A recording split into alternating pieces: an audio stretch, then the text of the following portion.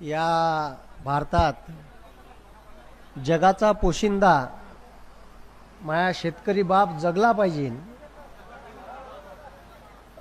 आणि त्याच्या मनगुटीवर त्याची नड्डी पिसकून जगणारे अनेक लोक त्याच्या भरोशावर मतदान घेतात आणि ज्या छत्रपतीचं नाव घेऊन छत्रपतीचं नाव बदनाम करतात असे लोक सत्तेत बसले आहे।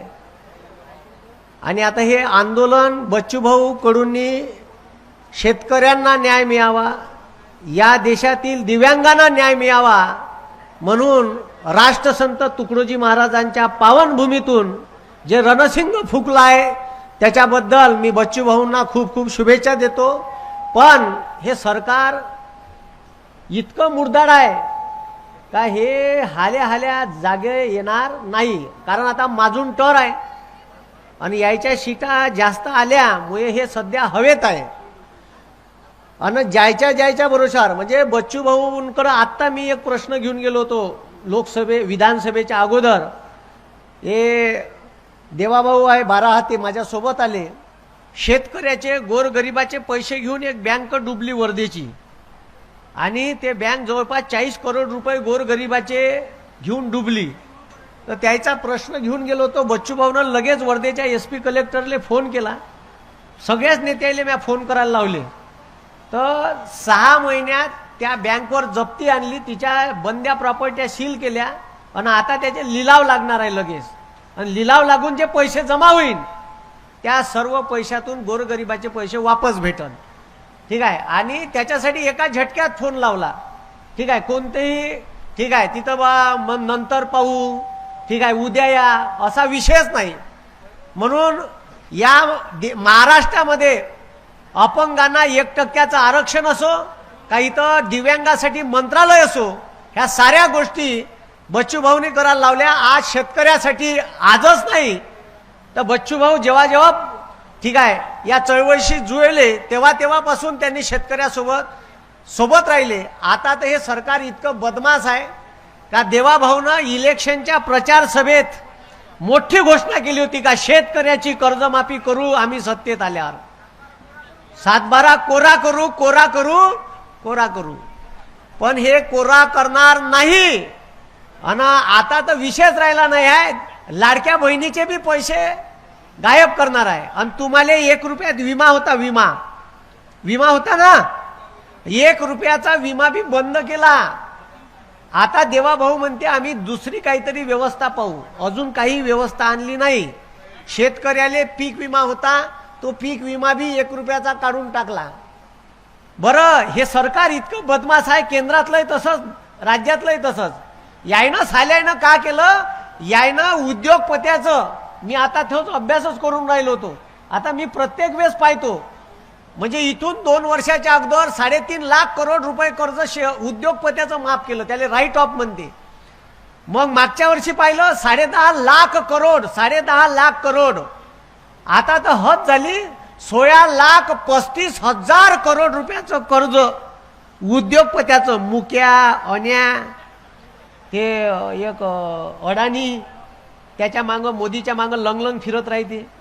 ठीक आहे, त्याचं कर्ज माफ केलं, काही चोर उठून पळाले। ठीक आहे, मग तो नीरव मोदी असो, म्हणजे मोदी नावात का प्रॉब्लेम आहे का माहीत, तो ललित मोदी असो, मेहुल चोक्सी, हे पुरे भारताचे पैसे घेऊन पळाले आणि इंग्लंडमध्ये जाऊन बसले आहे।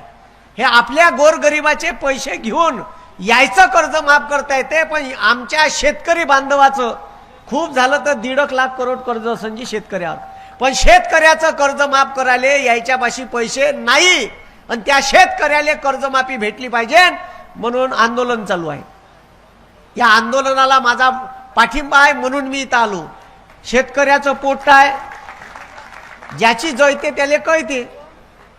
ठीक आहे, ज्याची जळतच नाही त्याला का शेतकऱ्याच्या भावना कळ, आणि म्हणून हे सरकार काही शेतकऱ्याच्या बाजूचं नाही आहे।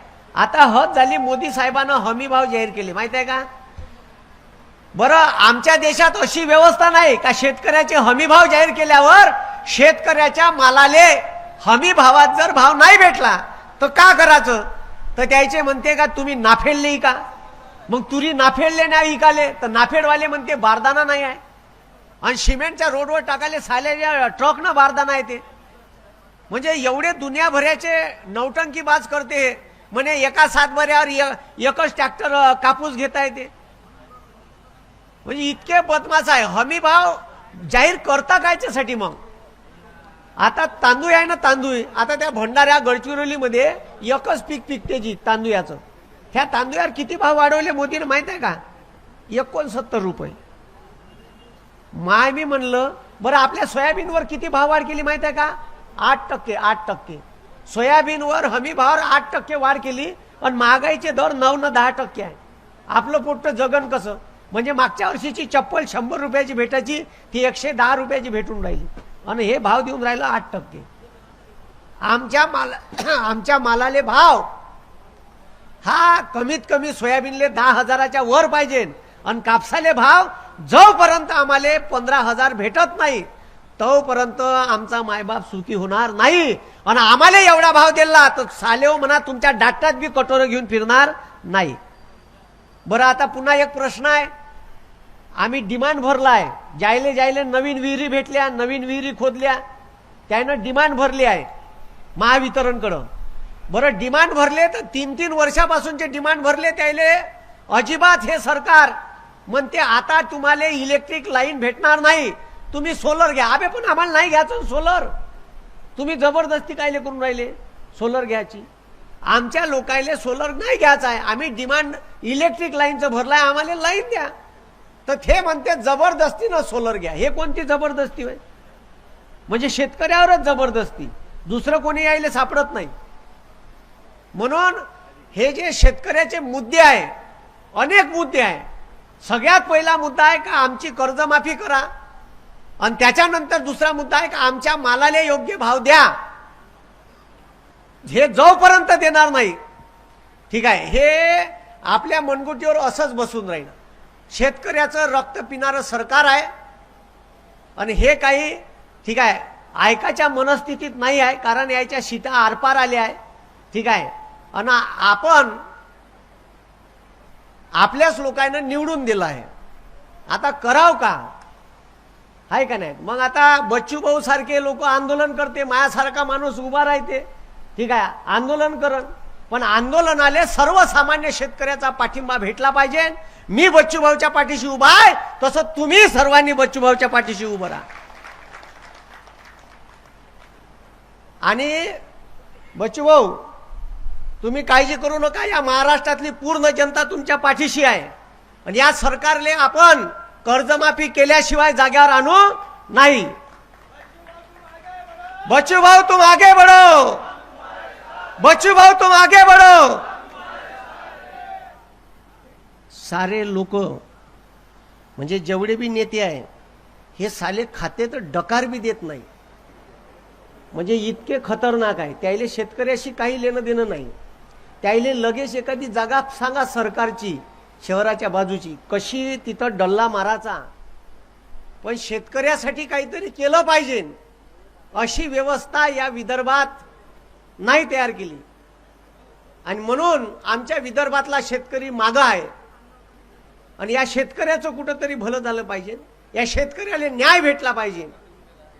आमचा कांदा निघन तर भाव पडन, आमचं सोयाबीन मार्केट लिहिन, सोयाबीनचे हमी भाव 4,892 रुपये होते आणि आम्ही मार्केटला न्याव तर साल 4,500 आणि 4,000 सोयाबीन विचारायला तयार नाही. आता हमी भाव या वर्षीचे लिहून आणले मी. ठीक आहे. आता तुरीवर 450 रुपये वाढवले फक्त. किती रुपये क्विंटल मागं? 450. आणि आमची सोयाबीन तूर त्या भावातही जात नाही. जाते का? हमी भाव फक्त नावाले आहे. मग असं काही तर करा का कमीत कमी तुम्ही हमी भाव ठरवतात आमचा माल आणि एकच मायबाप आहे कास्तकार जो त्याच्या मालाचे भाव तो ठरवू शकत नाही. साला ह्या टेबल बनवून हे माहीतचं ढोबर जो बनवते त्याचे भाव तो ठरवते का ह्या 2,000 लिकाचा का 5,000 लिकाचा. पण आमच्या कास्तकारीचे भाव आमचे भाव आम्हाला ठरवता येत नाही. कोण ठरवून देते? पंतप्रधान ठरवून देते, कृषी मूल्य आयोग ठरवून देते. म्हणून या देशातल्या शेतकऱ्याच्या पाठीशी जो उभा राहील त्याच्या पाठीशी सर्वसामान्य लोकांना उभं राहिले पाहिजे. आणि म्हणून आता मी अनेक लोक माझ्याकडे प्रश्न घेऊन येते, अनेक प्रश्न येतात. ठीक आहे, आता शेतकऱ्याचं वीज बिल माफ केलं बरोबर इलेक्शनच्या अगोदर. ठीक आहे, आता त्या वीज बिलाची थकीत एवढी होऊन राहिली का आता सरकार म्हणते हे बंद करून टाकू, आपण प्लॅनिंग मध्ये आहे. म्हणजे बरोबर इलेक्शनच्या टायमात शेतकऱ्याचं तेवढं बिल ठीक आहे माफ केलं. आणि आता जसं ठीक आहे अंगावर येऊन राहिलं रे बा, आता लाडक्या बहिणीचे बी गायब करणार आहे. लाडक्या बहिणीचे पैसे दिले आणि बंद करून टाकणे. ठीक आहे, भाचे लंगलंग फिरत आहे, त्याला नोकऱ्या नाही आहे. ठीक आहे, आणि जवाई वावरात स्प्रिंकलरचे पाईप उचलू हैराण आहे. आमच्या कास्तकाराले 24 तास लाईन पाहिजे. साले हे 3 दिवस दिवसां 3 दिवस रात्री देते, रात्री 2:30 वाजता वावरात स्प्रिंकलर पलटवाले जा. अरे जगाचा पोशिंदा आम्ही ढोरं डुकरं होय का? आम्ही माणसं आहे, कास्तकार आहे. कास्तकार आहे म्हणून त्याची काही व्हॅल्यूच नाही या देशात. तू साल्या रात्री 2:30 वाजताचा स्प्रिंकलरचे पाईप चण्यात पलटवाले. हा, मग आम्हाला 24 तास लाईन पाहिजे. तर लाईन कोणाले? उद्योगपत्याले आहे, कास्तकाराला लाईन नाही आहे. आमच्या वावरात रोई येईन, डुकरं येईन रात्री. आमच्या वावरात वाघ येईन. आता त्या मांग ह्या शिंदेवाईले चंद्रपूर जिल्ह्यात एका दिवशी 4 बायावर हमला केला, 4ही बाया मेल्या, 4ही बाया मेल्या एकाच दिवशी. आता मला सांगा, वाघ यायचा येऊन राहिला आमच्या वावरात, तिकडून साला करंट लावला आणि मेला तर कास्तकार जेलमध्ये. अबे पण तुया वाघ होय, तू बांधून ठेव तुया खुट्याले, माया वावरात येऊन राहिला ना तो. आता जंगली जनावरांचा एवढा त्रास झाला आहे शेतकऱ्याले, मग एक तर कुंपण तरी लावा तुमच्या जंगलाच्या बाजूनं, ते बी नाही. कास्तकाराच्या दुनियाभराच्या समस्या आहे, पण सरकार ऐकायला तयार नाही. सरकार मस्त मशगूल आहे. आणि हे कसं सरकार आलं हे तुम्हाला माहीत आहे. ठीक आहे, आता या देशात कशा पद्धतीनं इलेक्शन झालं. ठीक आहे, डाटा मागितला तर इलेक्शन आयोगाची चापलुसी कोणी भलतच करून राहिलं, आकडेवारी भलतीच सांगते.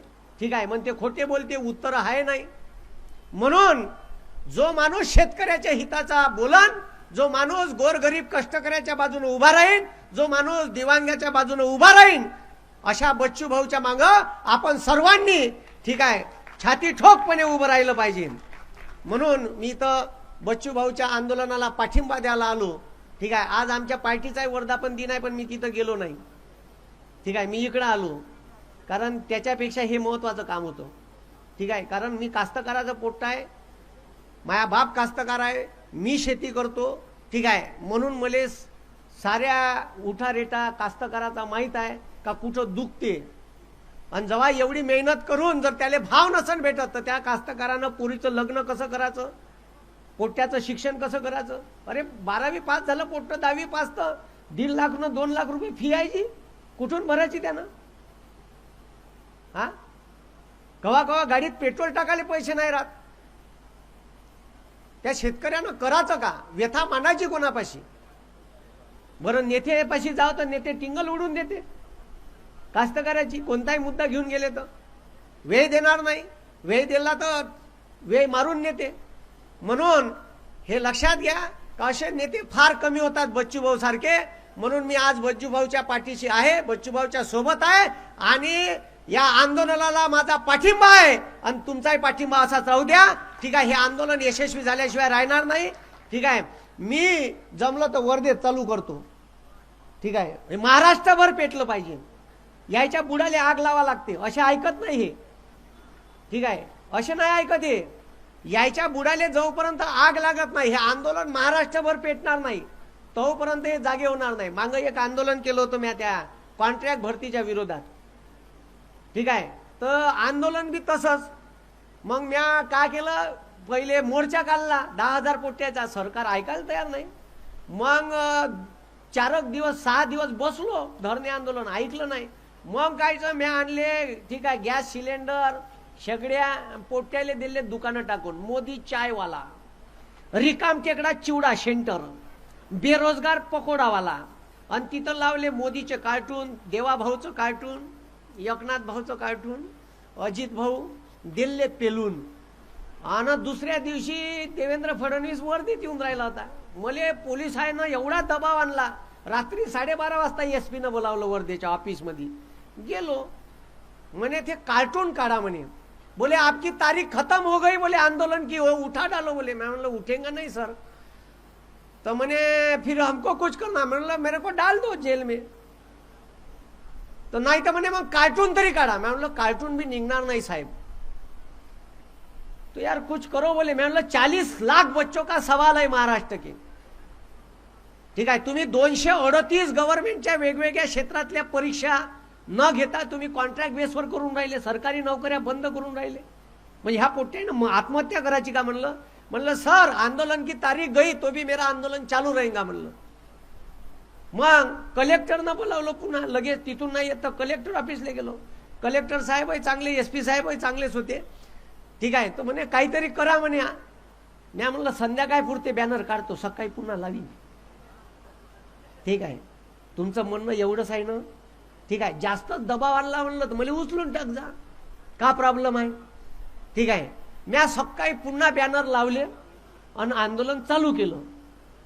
आणि मग झालं मी गांधी पुतळा असा समोर हाय टाकायला गेलो, तेवढ्या वेळात पोलीसवाले आले आणि माझे कार्टून फाडून टाकले. जे धावत गेलो आणि झगडा गेला साल्यासोबत. ठीक आहे, आता पोलीसवाल्यावर वरून दबाव असन देवाभाऊचा, कारण देवाभाऊ तिथं पुतळ्याला हार घालायला येणार होता. मग म्हणलं येऊ द्या देवाभाऊले, बसावे म्हणलं पोट्ट्यावर रस्त्यावर. भोकात गेलो कामधाम. ठीक आहे, जे पोट्ट्याले बसवलं रस्त्यावर. आणि मग कायचं, मग ते आता मी ते काही करणार नव्हतो, त्यानं अगाऊ कारभार केला. माय कार्टून फाडले आंदोलनातले. मग कायचं बसलो रस्त्यावर. मग देवाभाऊ तिकडून पयाला उठून बाहेरून. तर हे जे आहे, जो रस्ता ज्याचं उद्घाटन व्हायचं आहे त्याच्यावरची माती काढली, देवाभाऊ तिकडून सेवाग्रामला गेला. त्या दिवशी गांधी जयंती होती, 2 तारखेची गोष्ट आहे. तर यायले अशाच पद्धतीने मग ते आंदोलन महाराष्ट्रभर पेटलं. मग त्यानं तो GR मागं घेतला. ठीक आहे, असे बदमाश आहे हे.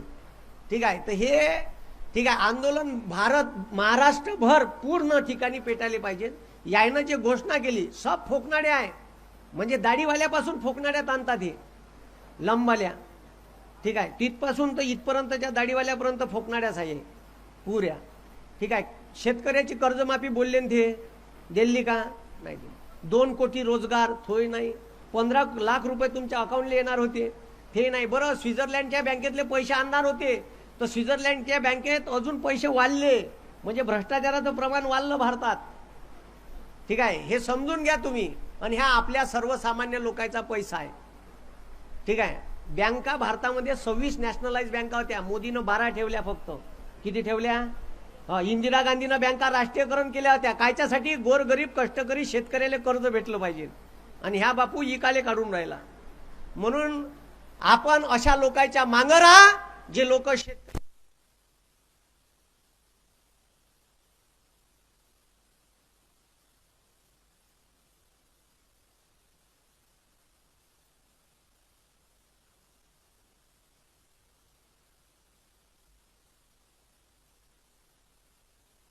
ठीक आहे, असा नेता पुन्हा होणे नाही.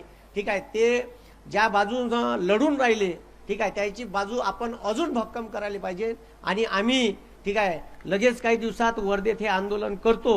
ठीक आहे, आणि बच्चू भाऊला ठीक आहे मी पाठिंबा देतो, आमचा पाठिंबा जाहीर करतो. आणि तुमच्या सर्वांची साथ अशीच बच्चू भाऊला राहू द्या. एवढंच बोलून मी थांबतो. धन्यवाद. जय हिंद, जय महाराष्ट्र. इन्क्लाब इन्क्लाब. बोला भारत माता की, भारत माता की. धन्यवाद. महाराष्ट्रातील ताज्या बातम्यांसाठी बघत रहा टाइम्स टुडे 18 न्यूज. सोबतच शेअर करा, सबस्क्राईब करा आणि बेल आयकॉन प्रेस करा.